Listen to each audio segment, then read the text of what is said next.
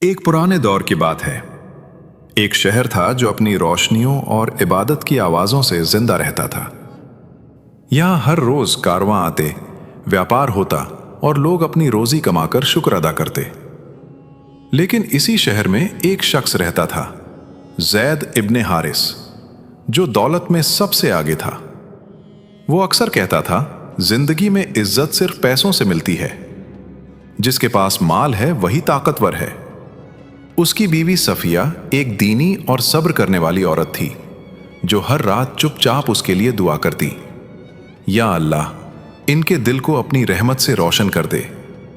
رمضان کا مہینہ تھا، مسجدوں میں صفیں بھری ہوتی، لوگ عبادت میں مشغول تھے، لیکن زید کو اپنے حساب کتاب سے فرصت نہ ملتی۔ اذان کی آواز آتی مگر اس کے دل تک نہیں پہنچتی۔ ایک شام افطار سے تھوڑی دیر پہلے دروازے پر تیز دستک ہوئی اور ایک مسافر نے خبر دی، آپ کا کارواں راستے میں لوٹ لیا گیا۔ یہ سنتے ہی زید کے ہاتھ کانپ گئے اور اس کی دنیا جیسے رک سی گئی۔ وہ غصے میں بھر گیا اور لوگوں پر چلایا، تم سب نکمے ہو۔ لیکن ایک بزرگ نے نرمی سے کہا، بیٹا نقصان بھی اللہ کے حکم سے ہوتا ہے، صبر کرو۔ مگر زید نے غصے میں جواب دیا، میں نے سب اپنی محنت سے کمایا ہے۔ اس رات صفیہ سجدے میں گر کر رو پڑی، یا اللہ دولت چلی گئی تو کیا، لیکن ان کا دل سخت مت ہونے دینا۔ اور دوسری طرف زید پوری رات بے چین رہا۔ پہلی بار اس نے محسوس کیا کہ شاید دولت سب کچھ نہیں ہوتی۔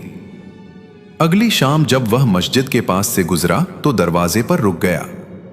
اندر لوگ اپنے رب کے سامنے جھک رہے تھے، کسی کو اس کی دولت یا نقصان سے مطلب نہیں تھا۔ پھر دھیرے سے زید نے ایک قدم اندر رکھا اور صف میں کھڑا ہو گیا۔ سجدے میں جاتے ہی اس کی آنکھوں سے آنسو بہنے لگے، جیسے دل کا سارا بوجھ ہلکا ہو رہا ہو۔ اور اس نے پہلی بار محسوس کیا کہ جو سکون سجدے میں ہے وہ کسی دولت میں نہیں۔ لیکن امتحان ابھی باقی تھا۔ مسجد سے لوٹتے ہی قرضدار اس کے دروازے پر کھڑے تھے، لیکن اس بار زید نے نرمی سے کہا، مجھے تھوڑا وقت دے دو، میں تمہارا حق ضرور ادا کروں گا۔ اس رات اس نے اپنی دولت کو دیکھا اور سوچا، جب اللہ نے دیا تھا تو میں فخر کرتا تھا، آج لے رہا ہے تو شکایت کیسی۔ اگلی صبح اس نے اپنا سامان بیچ کر لوگوں کا قرض ادا کرنا شروع کر دیا۔ لوگ حیران تھے۔ صفیہ کی آنکھوں میں آنسو آ گئے، مگر یہ غم کے نہیں، شکر کے تھے۔ اب زید کی زندگی پہلے جیسی نہیں رہی، مگر اس کے دل میں سکون تھا۔